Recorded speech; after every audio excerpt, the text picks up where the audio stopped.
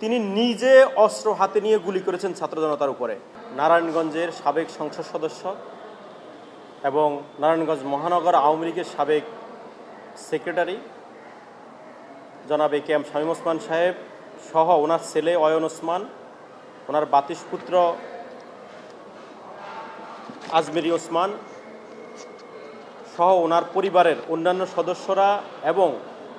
নারায়ণগঞ্জ জেলা আওয়ামী লীগ, যুবলীগ, ছাত্রলীগের মোট 12 জন সন্ত্রাসীকে আমরা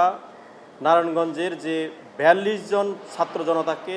জুলাই আন্দোলনের সময় নির্মম নিষ্ঠুরভাবে হত্যা করেছিল, সেই ঘটনারই 10 জন শহীদের বিষয়ে আজকে আমরা ফরমাল চার্জ যে সাবমিট করেছি সেটার উপরে আমরা অভিযোগ গঠনের উপরে শুনানি করেছি। আমরা সেখানে মাননীয় ট্রাইব্যুনালকে দেখিয়েছি কিভাবে পুরো জুলাই অভ্যুত্থান চলাকালীন সময়ে এবং তার পূর্ব থেকে শামীম ওসমান সাহেব তার সুপিরিয়র রেসপন্সিবিলিটি, তার ঊর্ধ্বতম যে ক্ষমতা সেটি তিনি প্রয়োগ করে সরকারের কোর কমিটির মিটিংয়ের সাথে তিনি সম্পৃক্ত থাকতেন এবং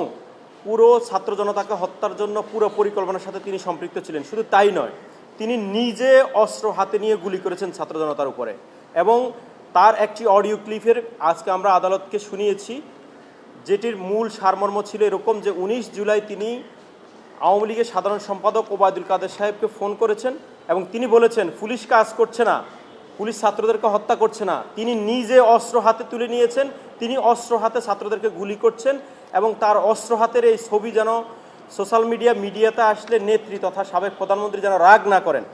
এভাবে তিনি সাধারণ সম্পাদকের কাছ থেকে অনুমতি নিয়ে তিনি তার সশস্ত্র বাহিনী এই 12 জন আসামিকে সাথে নিয়ে তিনি নারায়ণগঞ্জে হত্যাযজ্ঞে মেতে উঠেছিলেন এবং সেখানে মোট 42 জন নিহত হয়েছিলেন, শহীদ হয়েছিলেন। তার মধ্যে আপনারা জানেন অন্যতম শহীদ 6 বছরের শিশু রিয়াগোপ, যিনি তার বাবার কোলে শহীদ হয়েছিলেন ছাদে এবং 5 দিন পরে তিনি মৃত্যুবরণ করেছিলেন।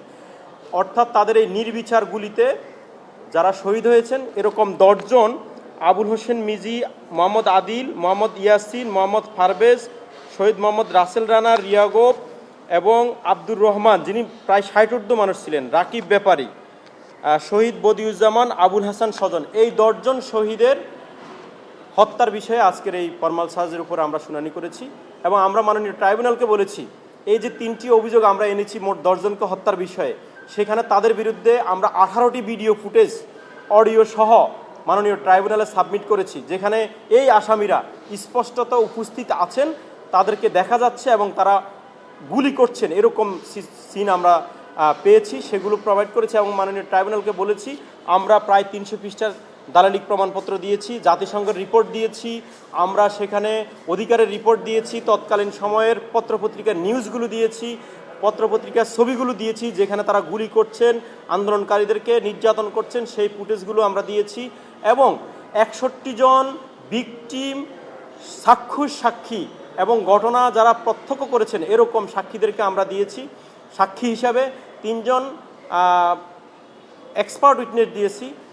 সেভাবে আমরা মাননীয় ট্রাইব্যুনালকে বলেছি যদি মাননীয় ট্রাইব্যুনাল এই মামলায় চার্জ গঠন করেন তাহলে এই 12 জন আসামির বিরুদ্ধে আমরা অভিযোগ প্রমাণ করতে সক্ষম হব এবং আসামি পক্ষ আজকে তারা শুনানি করেননি, তারা সময় চেয়েছেন, সেজন্য মাননীয় ট্রাইব্যুনাল আগামী 23 তারিখ এই মামলাটির পরবর্তী আসামি পক্ষে শুনানির জন্য রেখেছে।